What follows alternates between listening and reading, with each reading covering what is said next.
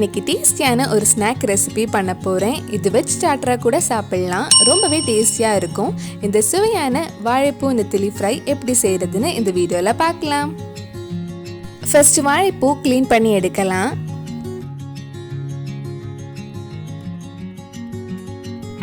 வாழைப்பூ எல்லாம் தனியாக எடுத்ததுக்கப்புறம் அதுக்கு நடுவில் நீளமாக ஒன்று இருக்கும். அதுவும் அதுக்கு கீழே இருக்கிற ரெக்கையும் தனியாக எடுத்து வச்சிடலாம். அதுவும் சேர்த்து சமைச்சா அதில் ஒரு கசப்பு தன்மை இருக்கும். அதனால தான் அதை எடுக்கிறோம்.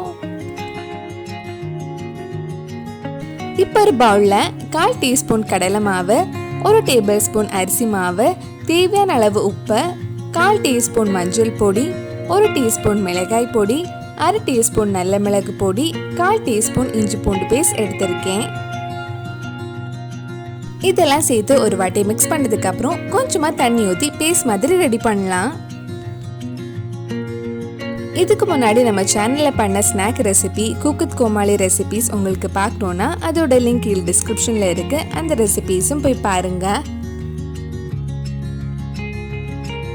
இந்த மாதிரி மசாலா பேஸ்ட் ரெடி பண்ணதுக்கு அப்புறம் நம்ம க்ளீன் பண்ணி வச்சிருக்கிற வாழைப்பூ இதுல போட்டு நல்லா மிக்ஸ் பண்ணலாம். நல்லா மிக்ஸ் பண்ணதுக்கு அப்புறம் ஒரு 15 நிமிஷம் அப்படியே ஊற வச்சிருங்க. அதுக்கப்புறம் நம்ம இதை ஃப்ரை பண்ணி எடுக்கலாம்.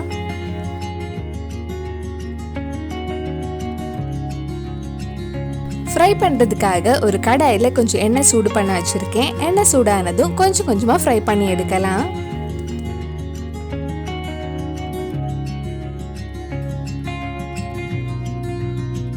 நல்ல கிறிஸ்பியாக கோல்டன் கலரில் ஃப்ரை பண்ணி எடுக்கலாம்.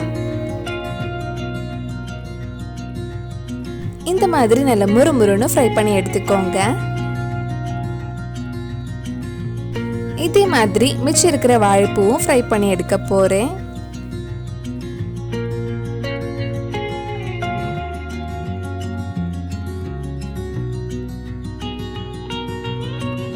நல்ல கிறிஸ்பியான வாழைப்பூ நெத்திலி ஃப்ரை ரெடி ஆயிடுச்சு. கண்டிப்பா நீங்களும் இந்த ரெசிபி உங்க வீட்டில் செஞ்சு பாருங்க.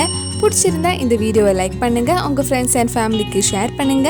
வேற என்னெல்லாம் குக் வித் கோமாளி ரெசிபி நம்ம சேனல்ல ட்ரை பண்ணலான்னு கீழே கமெண்ட் பாக்ஸ்ல சொல்லுங்க. நீங்க இன்னும் என்னோட சேனல் சப்ஸ்கிரைப் பண்ணலைன்னா மறக்காம சேனலையும் சப்ஸ்கிரைப் பண்ணுங்க. கூடவே அந்த பெல் ஐக்கனையும் பிரஸ் பண்ணா நான் புது வீடியோ போட்ட உடனே உங்க போனுக்கு நோட்டிஃபிகேஷன் வந்துடும்.